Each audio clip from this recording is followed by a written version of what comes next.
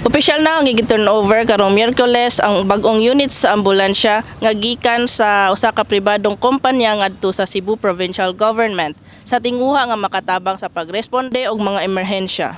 Matod sa President og CEO sa maong kompanya nga si Takashi Miyashita nga ang bag-ong emergency vehicle nagtinguha nga makatabang sa pagpadangat sa komunidad ug ilang mabati nga sila luwas ug naatiman. Turnover of the ambulance represent access to timely medical attention, access to life-saving interventions, and access to opportunity for our communities to feel secure, protected, and cared for.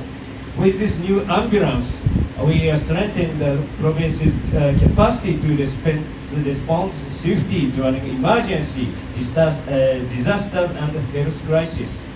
Nangunay sab sa pagdawat sa maong donasyon si Governor Pamela Baricuatro kauban si Japanese Consul General Yuda Ueno ug San Fernando Mayor Maita Canoy.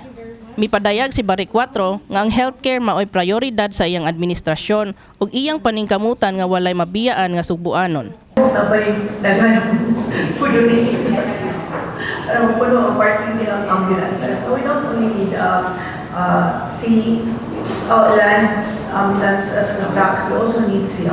Gawas sa ambulansya, giilasab sa probinsya ang 3 million pesos nga cash donation gikan sa maong kumpanya nga una nang nahatag sa mga naapektuhan sa bagyong Tino niadtong niaging tuig.